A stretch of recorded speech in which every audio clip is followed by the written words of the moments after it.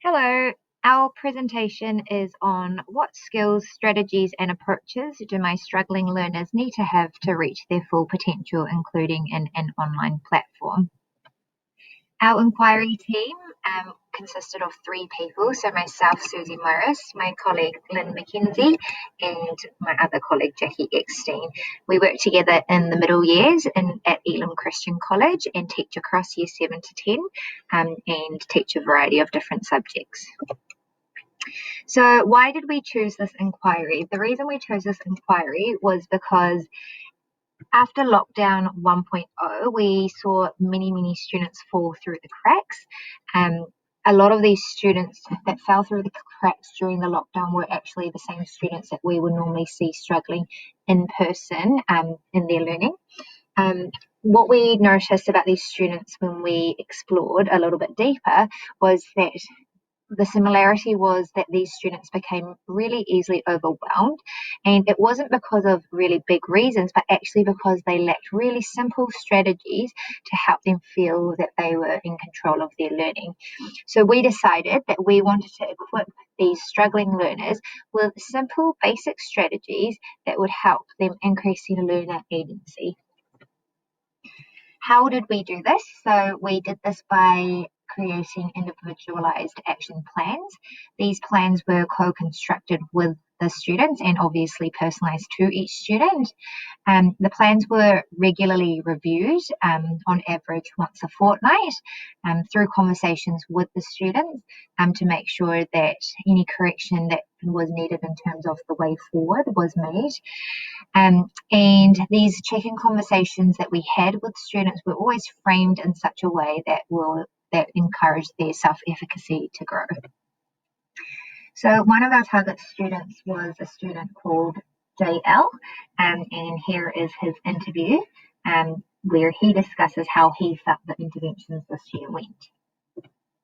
So a summary of JL's intervention. So his specific strategies were to ask his subject teachers more questions, to record each subject homework on a desktop sticky note, to have a designated homework slot each evening at home, and to obviously have the fortnightly check-ins with myself, who was his main check-in teacher.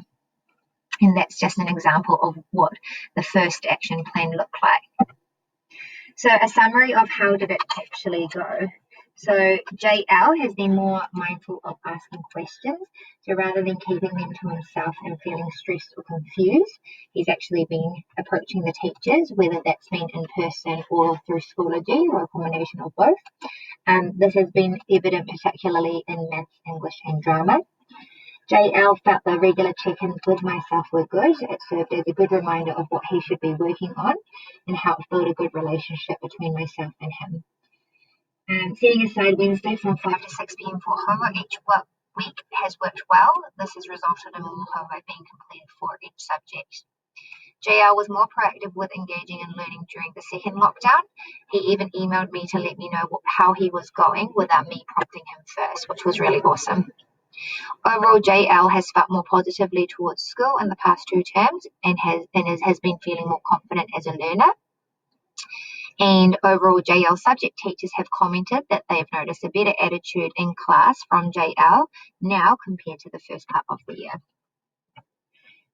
Our next target student is a boy named NB, so please enjoy his interview where he shares how he felt his interventions went.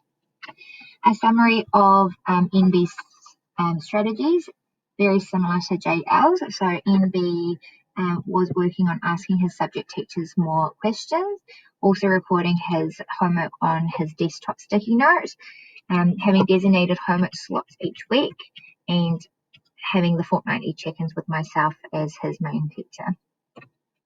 So a summary of how did NB's interventions go. NB has progressively been asking more questions to clarify task instructions and expectations over the past 2 terms, and through this has also been building his confidence. Setting aside Tuesday and Thursday from 5 to 5:30 for homework each week has not been effective due to home life interruptions. However, recording homework reminders on his desktop sticky note has been effective. NB felt the regular check-ins with myself were good. It served as a good reminder of what he should be working on and and helped him to become more comfortable with myself over time. MB completed significantly more work during lockdown 2.0 than the first lockdown. Overall, MB has become more open to conversations with teachers about his learning and feels more confident as a learner as he knows better what to do. MB subject teachers have noticed increased focus and engagement during lessons now compared to the start of the year. Our next target student was CD. Please click on that link to watch CD's interview and her thoughts on how she felt the intervention went. So a summary of CD's strategies were firstly to change CD's mindset on who owns her learning, recording verbal instructions in notebook using keywords to help with auditory processing difficulties, sitting in specific places in maths and science to minimize sound challenges, and fortnightly check-ins with Jackie, who was her main teacher. A summary of how her intervention went. CD has been using her notebook to record information. She used to be embarrassed of others seeing it, but now uses it proudly as Jackie has helped her to see the value it adds to her as a learner. CD was noticeably more engaged during lockdown 2.0 compared to the first lockdown. This was evident through work submitted and attendance during the Zoom sessions. CD has noticed Jackie intentionally investing into her learning through the regular check-ins and seems to be thriving from them. Jackie's positive talk during these sessions, such as saying things like, "I believe in you," has resulted in increased self-efficacy for CD. CD is more confident with online tasks after repeatedly being shown how to access resources on Schoology. Overall, CD seems to be happy at school now and is more friendly towards teachers compared to the first part of the year. Some teachers have noticed that CD is more willing to answer questions in front of the class than before. Our final target student was SC. Please enjoy his video. So a summary of SC's strategies were indicating to the teacher when he is upset rather than just having a meltdown, which was what was happening, using a colour-coded timetable where it was placed in strategic places around his house to make sure he was seeing it regularly, applying for a ministry device to replace the slow and old one that he was using, sitting at the front of the class and having fortnightly check-ins with Lynn, who was his main teacher. So an outcome of how SC went. So SC had no meltdowns in term 3 or 4. This is compared to having several throughout term 1 and 2 from feeling overwhelmed. This is a massive win. Teachers have noticed that SC has been visibly happy at school in the past 2 terms. In the last term, SC has been more engaged in verbal class discussions. A big change for SC is that he got a new device from the ministry in term 3. This resulted in SC spending less time waiting for pages to load and troubleshooting, and instead more time focusing on the task itself, therefore increasing work output. SC was more engaged during lockdown 2.0 compared to the first lockdown where he did not attend any Zooms at all. Overall, SC says he feels more confident and organised as a learner. So overall, how did our intervention go? So here are some positives. We believe our intervention was successful in improving emotional well-being. We believe that our personalised approach to each of our target students made a noticeable difference in both their attitudes towards themselves and their learning. It was clear that all 4 of the students had developed higher self-efficacy throughout the year and in general seemed to have a greater motivation to do better in their learning. We believe the regular one-on-one learning conversations with these students were key to the success we saw. These conversations helped reshape how the students believed teachers saw them, which affected how they then saw themselves. Students noticed the time invested into each of them, and this left them feeling more empowered as learners.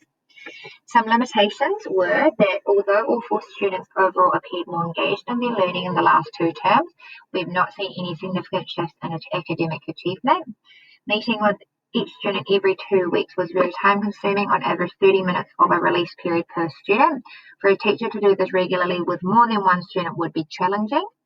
And also going in and out of lockdown twice this year, as well as having students return at different times after lockdown, made it difficult to keep the momentum of the inquiry going. We believe that without these interruptions, we may have seen a greater difference in academic achievement. Thank you.